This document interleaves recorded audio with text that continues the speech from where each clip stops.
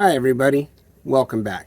I'm Dimitri, and if you're like me, then you have a 2016, 17, or 18 YXZ that you just love. Well, in this second video about how to keep your radiator clean, we're going to talk about pressure washers and garden sprayers. So let's not waste any time and let's get into the video. In part one, I focused on the radiator genie to keep the radiator clean. But I wanted to acknowledge that there are other tools out there, like pressure washers and garden sprayers, to help keep your radiator clean. The pressure washers are available in electric and battery-powered cordless. I already had an electric 1600 psi Ryobi, but I purchased this Bauer 320 psi from Harbor Freight after having borrowed my friend's Works cordless for shooting content for these videos. And while I still have them both in my possession, I will do a side-by-side comparison of the two. And since I've read comments where people have used garden sprayers, we'll try one of those too. Alright, so you've gone and clogged up your radiator, so let's try out your options. If you plan to use an electric pressure washer, I would go through the different tips and try them out before you point them at your radiator. Pressure washers come with multiple tips, and you'll want to choose the one that is the most gentle. This is the turbo tip and is the most abrasive. Save it for cleaning concrete, removing paint, and decals. This tip has a 15-degree wide spread on it and is very similar to what you would find at your local car wash. This is best used to power wash off dirt and heavy mud after you've been off-roading before you use soap and water. You can easily see here the power this tip has as it easily blows away the dirt and mud it creates. This is the low pressure tip used for applying soap and rinsing off your vehicle. This would be the recommended tip if you're going to use an electric high PSI pressure washer to wash out your radiator. Alright, now let's talk about cordless pressure washers. The pressure washers I'm using have 5 separate settings, and the first one is a direct stream.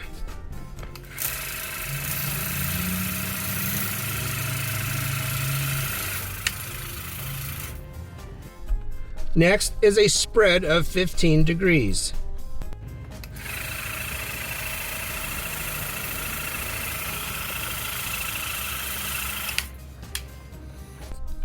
Then a 25-degree spread.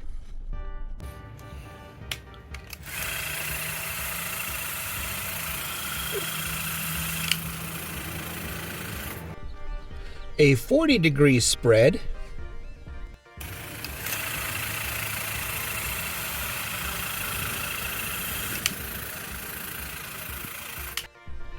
And the 5th setting is a full shower.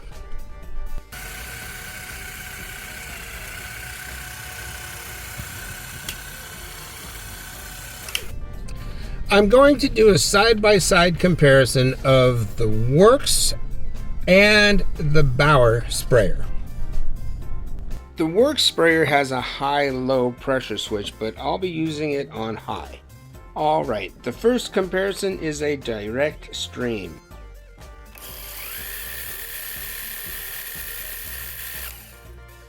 Next, all the way to the full shower. At 60 frames per second, you can see slight differences between the two, but to the naked eye, you cannot tell the difference. Now, I thought the Works was a pretty good sprayer. Now, you could say I like Harbor Freight tools, and I wouldn't deny it. Now, I figured since I've already got a number of Bauer tools and batteries, the Bauer pressure washer at that price was my best bet. Then to find out after I bought it that it had an attachment for a liter water bottle made it the best choice. I want to be clear that this radiator used for demonstration is not from a Yamaha YXZ. It is a Polaris radiator that is used in my Ridge Runner RTX 800. I have read a response or two where people have said that they use a garden sprayer. So in all fairness, let's talk about it. In theory, it's a good idea, provided you keep it handy, and as soon as you get back to your trailer, you're rinsing out your radiator. But if you've driven through dirty, muddy water, and the radiator has dried all of that from its own heat, the garden sprayer just does not have enough pressure to do the job properly. Here you can see how little water is coming through the radiator from the limited amount of pressure that a garden sprayer provides you with. Alright, and in all fairness, for you staunch supporters of the garden sprayer, this sprayer was pumped 30 times from absolute zero. Here the tip of the sprayer is point blank against the fins of the radiator.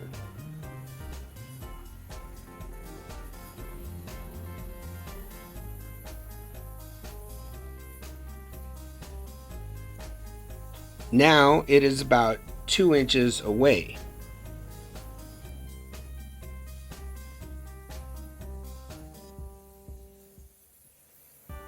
This is not enough pressure for a radiator that looks like this, or this.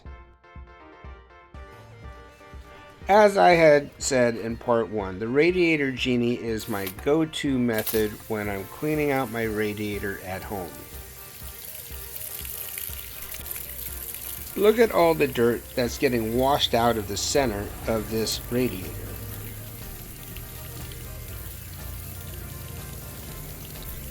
That's where the hub of the fan is located, and dust, dirt, and debris are not affected by it.